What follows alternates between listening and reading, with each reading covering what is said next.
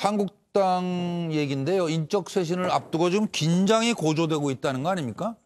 김병준 비대위원장이 할 건 해야 됩니다 하는데 새로 원내대표가 된 나경원 대표가 글쎄요, 지금이 적기인지 모르겠네요. 이렇게 나오니까 이거 한국당발 보수 재편 전망 어두운 건지 밝은 건지 어떻게 되는 겁니까? 일단 이 두 분의 말씀, 김병준 비대위원장 할 건 해야 된다, 하겠다는 거 아니에요. 근데 적기가 아닌 것 같다는 뜻을 드리잖아요, 나경원 원내대표. 양측 시각을 좀 짚어봐 주십시오. 김병준 비대위원장이 오면서 개파가 깨뜨려지기 시작했어요. 그 김 위원장이 나경원 의원 선출은 탈개파의 승리죠. 이렇게 서로 환하게 웃으며 개파 종식의 한 목소리를 낸 두 사람은 돌아서자마자 장수 112명도 모자라요. 인적 쇄신은 최소화해야 된다고요. 할 건 해야 되는데요. 2020년까지 인적 쇄신 4차 로드맵이 있는데요. 인적 쇄신에 대해서는 완전히 다른 목소리를 내기 시작한 겁니다. 그러자 홍문종 의원은 비대위는 인적 쇄신 작업 당장 그만둬야 됩니다. 친박 얘기고, 홍문종 의원은 탄핵 백서를 만드는 중이라고 하시고, 또 나 원내대표는 당대당 통합은 쉽지 않아요. 원하는 의원부터 입당이 될 거예요. 그리고 지금 단식 중이신데 상당히 언짢으실 것 같아요. 손학규 대표가 허참 타당에 대해 함부로 얘기하는 것 아니에요? 이런 상황입니다. 들어보시죠. 예. 사실은 인적 쇄신 문제는 저는 좀 시기적으로 조금 좀 더 빨랐으면 하는 그런 아쉬움이 있고요. 그런데 이제 저희가 사실 싸울 수 있는 곳, 우리가 지금 문재인 정권의 잘못된 실정을 바로잡을 수 있는 곳은 바로 국회거든요. 예. 국회에 저희 112명의 의원도 많지 않은 숫자입니다. 그런데 이 112명이 함께 하나가 되어서 싸울 수 있는 이런 어떤 에너지를 실질적으로 좀 위축시키는 그런 인적 쇄신은 굉장히 우리 당의 어려움이 되지 않을까 이런 생각을 해서 저는 원내 대표로서 사실은 이러한 부분에 매우 좀 조심스럽게 부정적인 의견을 개진할 수밖에 없다라는 말씀을 드립니다. 제가 갈래를 모르고 먼저 왔습니다. 몰랐습니다. 기다리면 되는 줄 미리 와서 기다려야 되는 줄 알고. 그래서 그림이 안 나와. 그래서 제가 미리 와서 기다려요. 이 그림도 좋습니다. 통합과 미래를 선택한 선거이다. 결국 개파의 어떤 개파 깨트리기가 비대위원장님께서 우리 당에 오시면서 시작을 했다면 개파 종식이 완성된 것이 이번 원내대표 선거가 아닌가 이렇게 생각을 합니다. 신임 원내대표랑은 좀 이견이 있다 이런 얘기가 있는데 이견이 뭐 그렇게 있겠습니까?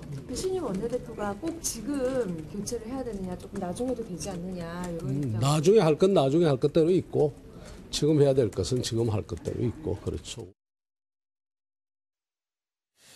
하여튼 정원가 의원님 궁금한 게 슬슬 많아집니다. 정계 어떻게 돌아가는 거예요? 각각의 입장인 거죠. 그러니까 김명준 비대위원장 입장에서는 어쨌든 비대위에 들어온 것은 인적 쇄신과 또 보수의 가치 이 같은 성과가 없으면 본인이 여기 와서 그 고생한 아주 의미가 없어지는 것이죠. 그런데 나경원 대표야 신임 대표 입장에서 어쨌든 간에 인적 쇄신 대상 자체가 친박계에 몰릴 개연성이 있기 때문에 이번에 상당히 또 지지를 받은 게 사실이고 그런 상황에서 당장 인적 쇄신에 대한 목소리를 높이는 굉장히 어렵다라는 생각이 듭니다. 그렇지만 저는 나경원 대표가 실적인 외연적인 표현과 그 내적인 본심도 과연 그러할 것인지 그건 좀 그건 두고 봐야 돼요. 견해를 좀 달리합니다. 그러니까 어쨌든 간에 지금 한국당 입장에서는 뭔가 변화를 꾀하지 않으면 그럼 도로 과거처럼 새누리당으로 갈 것이냐. 이 부분에 대해서는 나 신임 대표도 앞으로의 그 정치적 야망과 꿈이 있기 때문에 그렇죠. 그건 좀 다른 측면이라고 봅니다. 그리고 지금 이제 입당 예를 들면 당대당 통합 문제는 당연히 이 문제는 내년에 또 전당대회가 있고 또 당협위원장 교체 과정에서 여러 가지 파열음이 있기 때문에 당장의 그 상대당의 입장도 모르는 상황에서 그걸 덥석 제안을 할 수도 없는 것이고 다만 오겠다는 사람은 받아들이는 그것은 내후년 총선이기 때문에 총선까지 상당히 시간을 두고 여러 가지 변수를 보면서 서서히 움직일 것으로 이해됩니다. 참 쉽지 않습니다. 정경환 교수님. 하여튼 정치라는 게. 분명한 것은 나경원 원내대표가 친박계를 등에 업고 네. 또 물론 뭐 선수로 보면 초대선들이 많이 중심이 돼 있습니다만 네.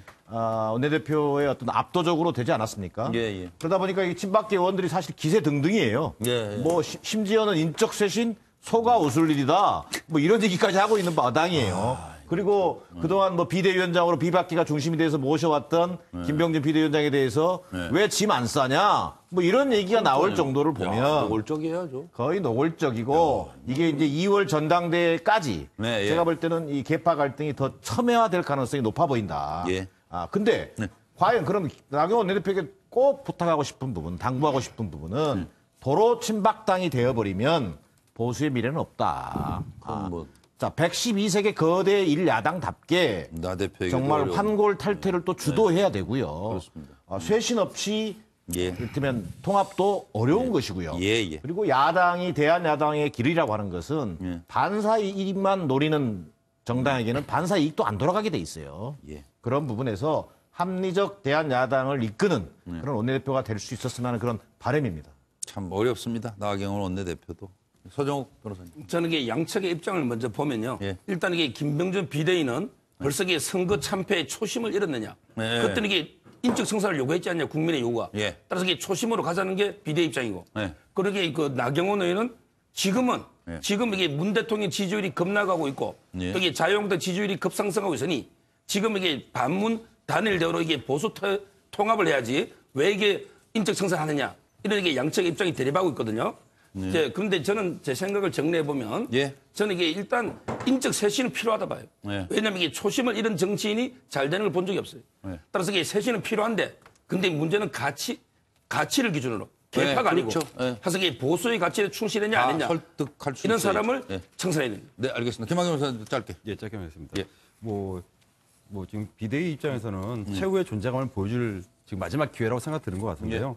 저 개인적인 생각은 좀 이미 좀 김영민 위원님께 죄송하지만 좀 시기한 것 같고 예. 그다음에 지금 나경원 신 원내대표 입장에서는 전당대회 이후에 인적 쇄신하자. 인적 쇄신에 대해서는 필요성은 다 공감하고 있으니까 지금은 시기가 아니다. 뭐 이렇게 정리하고 싶습니다. 정말 때가 중요한 것이 정치다는 생각 들고요.